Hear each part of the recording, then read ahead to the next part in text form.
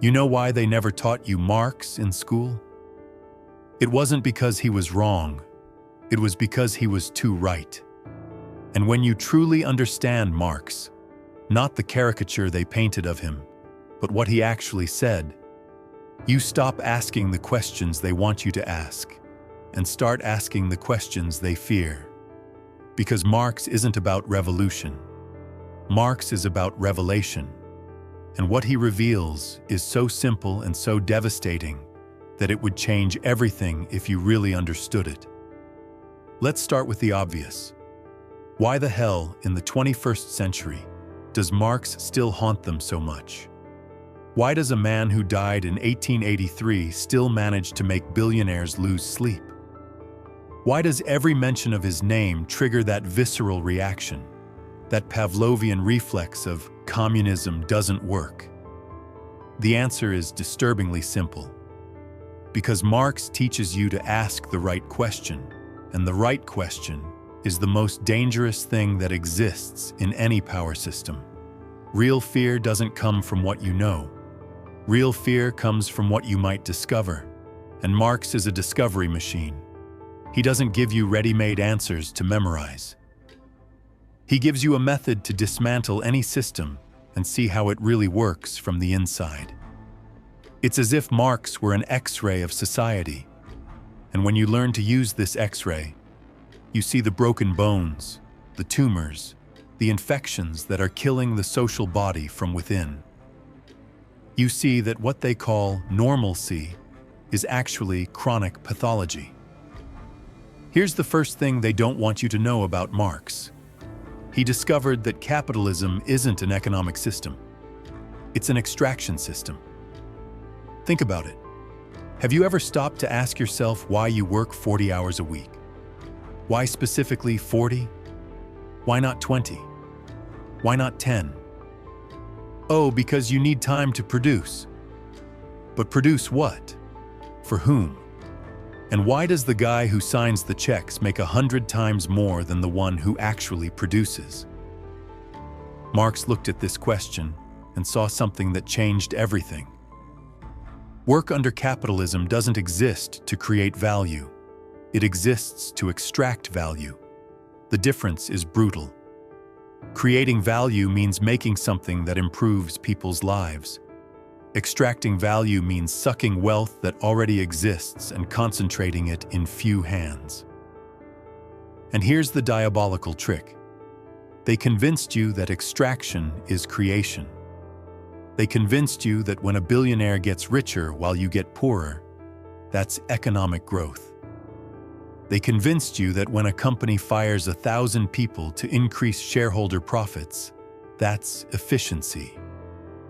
Marx called this commodity fetishism. It's when you look at an iPhone and see innovation instead of seeing Chinese factories with suicide nets. It's when you look at a hamburger and see convenience instead of seeing destroyed forests and exploited workers. But here's where it gets twisted in our digital age. Amazon doesn't just sell you products. It sells you the illusion that convenience is worth destroying local businesses. Netflix doesn't just stream content. It streams the belief that infinite choice equals freedom, while it algorithmically narrows what you actually see. Google doesn't just search information. It searches for ways to monetize your curiosity while convincing you the service is free. Marx talked about alienation long before the internet existed, but he described exactly what you feel when you open Instagram at 3 in the morning. He described exactly what you feel when you work at a job you hate to buy things you don't need to impress people who don't care about you. Alienation isn't just disliking your job. Alienation is when you stop recognizing your own life as yours. It's when you live as if you were a character in a story someone else is writing. And here's where it gets scary. Marx predicted algorithms before algorithms existed. He understood that capitalism doesn't work just by controlling what you produce. It works by controlling what you desire. You think Instagram is about social connection? It's about screen time. You think Amazon is about convenience. Number, it's about dependency. You think Uber is about mobility. Number, it's about work precarization disguised as freedom. Marx saw this coming 150 years ago. He understood that advanced capitalism wouldn't just sell products. It would sell identities. It would sell dreams. It would sell false versions of yourself back to you. When you post on Facebook, you're not sharing your life. You're performing your life for Mark Zuckerberg's profit margins. When you swipe on Tinder, you're not looking for love. You're feeding data to match groups' algorithms. When you watch TikTok, you're not being entertained. You're training ByteDance's artificial intelligence to better manipulate your dopamine receptors. The most insidious part is that they made you believe you're the customer when you're actually the product. Facebook's customers aren't the users posting photos. Facebook's customers are Coca-Cola, McDonald's, and Walmart paying for access to your psychological profile. Let's talk about something Marx couldn't imagine, but would understand perfectly. You working for free for the richest men in the world. Every time you post on Facebook, you're creating value for Mark Zuckerberg. Every time you search on Google, you're creating value for Alphabet's shareholders. Marx called this surplus value, the difference between the value you create and the value you receive. In the 19th century, surplus value was the boss paying $5 for a day's work that generated $20 in profit. In the 21st century, surplus value is you working for free, while corporations make trillions from your data. But here's what's really insidious. They made you believe you're not working. They called it sharing, connecting, personal expression. But every time you feed the algorithm with your data, you're working. And the payment? The payment is the illusion that you matter. The payment is likes, hearts, views. The payment is synthetic dopamine that keeps you addicted to the system that exploits you. Think about this. When you use GPS navigation, you're working as an unpaid traffic data collector for Google Maps. When you tag friends in photos, you're working as an unpaid facial recognition trainer for Meta's AI systems. When you rate your Uber driver, you're working as an unpaid quality control agent for Uber's labor management system. The gig economy didn't eliminate exploitation. It democratized it. Now everyone can be their own little capitalist, competing with each other to provide the cheapest labor possible to platform monopolies. Uber drivers compete to provide the cheapest rides. Airbnb hosts compete to provide the cheapest accommodation. And what do the platforms do? They extract 20 to 30% of every transaction while providing zero labor, zero capital investment, zero risk. They're digital landlords collecting rent on human desperation. Marx understood something fundamental. Capitalism isn't just an economic system, it's a religion. And like every religion, it works through faith, fear, and the promise of salvation. The faith.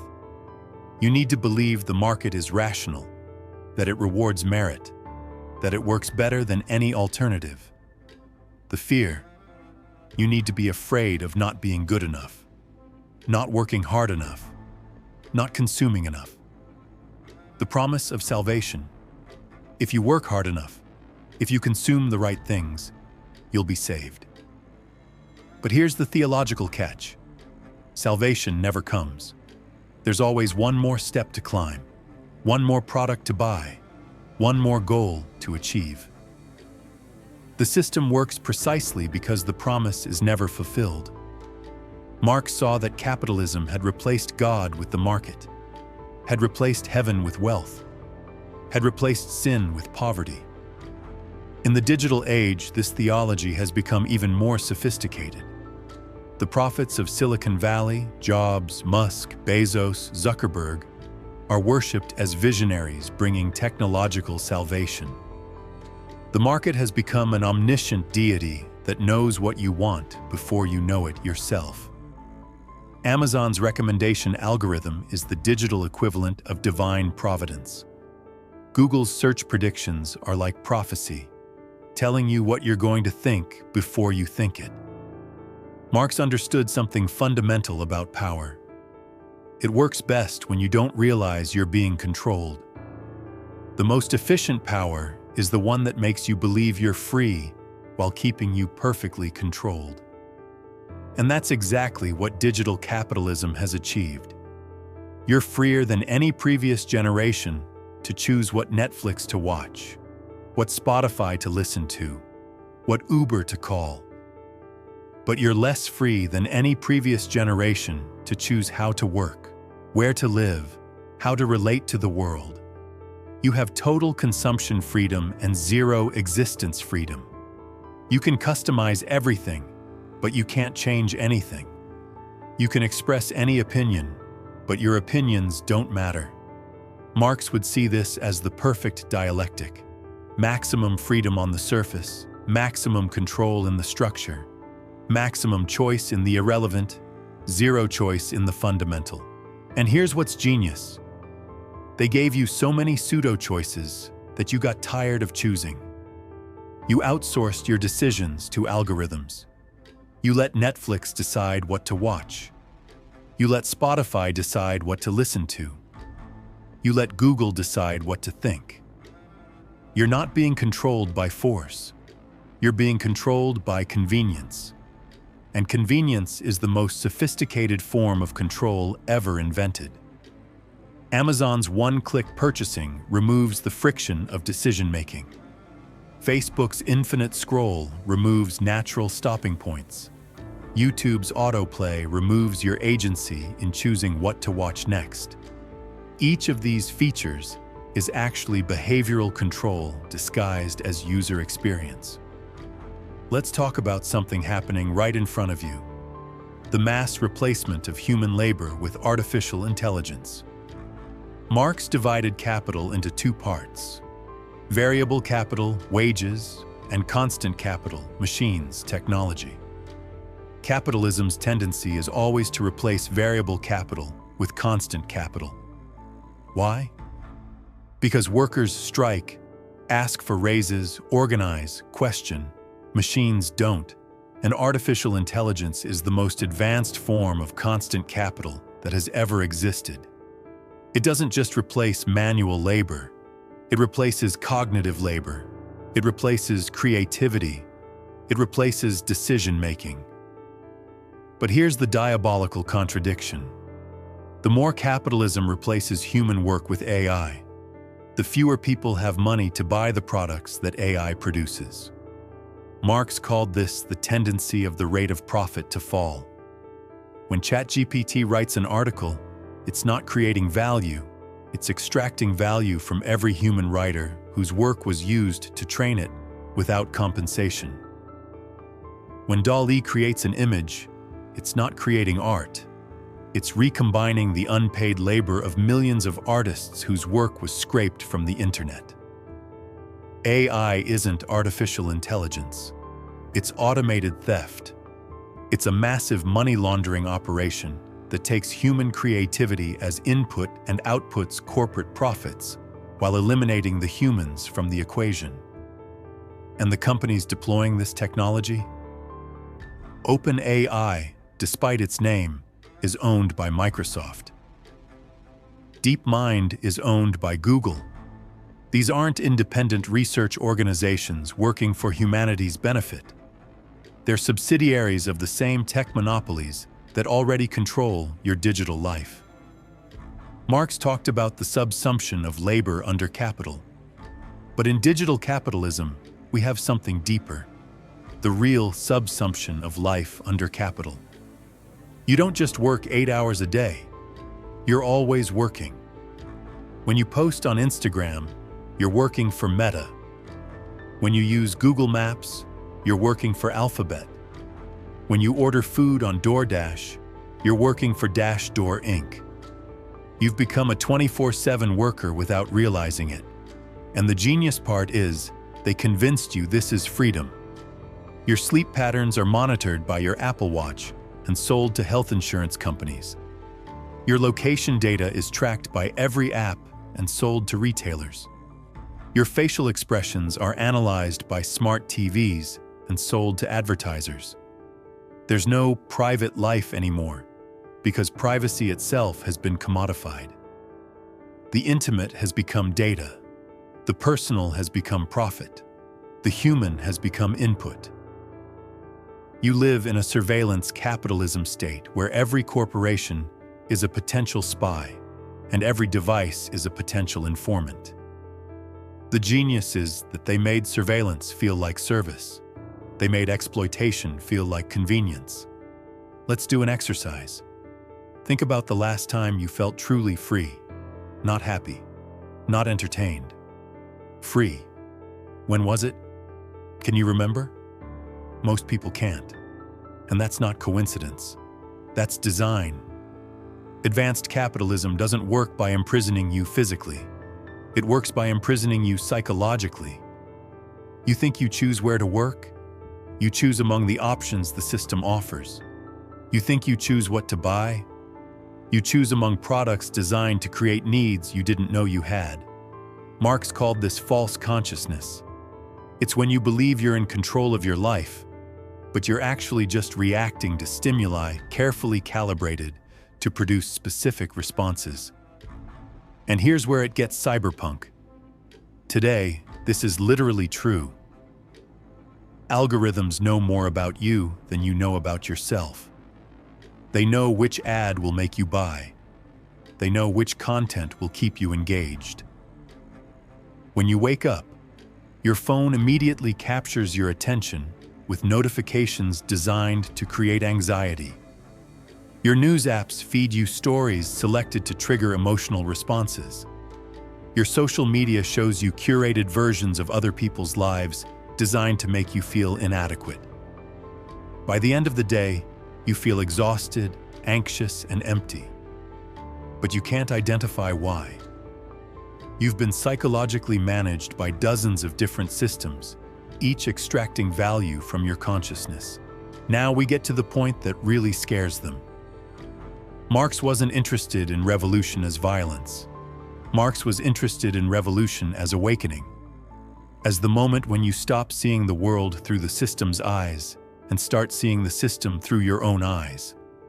It's the moment when you understand that there's no money for public education, but there's always money for wars.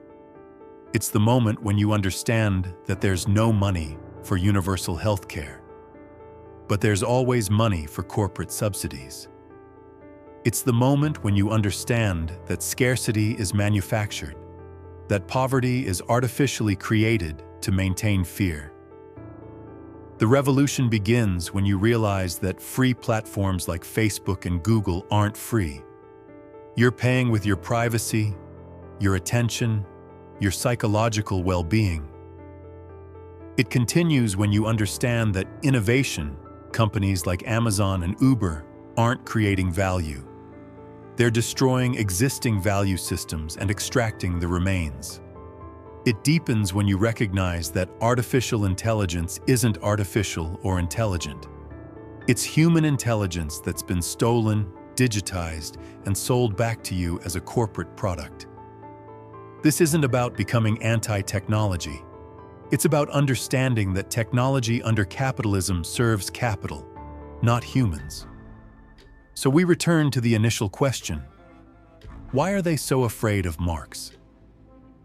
They're afraid of Marx because he teaches you to ask the question that destroys any system of domination. Who does this benefit? When you apply this question to anything, your work, your debts, your insecurities, your fears, you start to see the strings that manipulate you. You start to see that what they call human nature is actually conditioned behavior. And when you see this, you can't unsee it. You can't pretend anymore that the system is natural, inevitable, immutable. But here's what's really terrifying for the system owners. Marx doesn't just teach you to question the system. He teaches you to question why you accept the system. And that's the most dangerous question of all. Why are you afraid of your own freedom? Because in the end, that's what Marx really threatens. Not private property, not the free market. Marx threatens your resignation. Marx threatens your acceptance. Marx threatens your belief that you are powerless. Marx reminds you that you're more powerful than you imagine, that you're cooperating with your own oppression, that you're choosing your own alienation, that you're financing your own exploitation. And that's terrifying. Not for the capitalists, for you. Because if you really understand Marx, you'll have to stop blaming the system for everything wrong in your life. You'll have to take responsibility for your own complicity. You'll have to recognize that you have power to change things, but using this power will require sacrifice, risk, courage. It's much easier to believe you're a victim than to recognize you're an accomplice. It's much more comfortable to blame the system than to question your own choices. Marx takes away this comfort. Marx forces you to look in the mirror and see not just the exploited, but the exploiter. Not just the victim, but the perpetrator. Because you're not just exploited by capitalism, you're complicit with capitalism. Every time you buy something you don't need, you're voting in favor of the system. Every time you work at a job you hate, you're legitimizing the system. And Marx forces you to ask the most uncomfortable question of all. If you really want to change the system, why aren't you changing? The answer is simple and devastating. Because changing is hard and complaining is easy. Because building alternatives requires work and consuming criticism requires only time. Because real revolution requires you to change your life, and imaginary revolution allows you to keep everything exactly as it is. Marx doesn't offer you the comfort of being a pure victim. Marx offers you the terrifying responsibility of being an agent of change. And that's why they don't hate communism. They hate the question that communism represents. What if we tried to do things differently? Because this question, once truly asked, changes everything. It changes how you work, how you consume, how you relate, how you live. It changes you from a consumer of ideas into a producer of reality. Marx doesn't want you to believe in him. Marx wants you to stop believing in anything and start experimenting with everything. And experimenting, real, concrete, material experimenting, is the only thing they really fear. Because experiment generates evidence, and evidence destroys faith. And without faith in the system doesn't exist. The question isn't whether Marx was right or wrong. The question is, are you ready to find out? Because the moment you start experimenting with alternatives, worker cooperatives, mutual aid networks, local currencies, you discover something that terrifies every ruling class. Another world is possible. And once you know another world is possible, this world becomes impossible to accept. That's the real threat of Marx. Not his critique of capitalism, but his insistence that criticism without action is just another form of consumption. The revolution isn't coming. The revolution is you deciding to stop waiting for permission to live differently. The question isn't whether you agree with Marx. The question is whether you're ready to stop agreeing with anything and start experimenting with everything. Because that's the only way to discover what's really possible. And what's really possible is the most dangerous knowledge of all.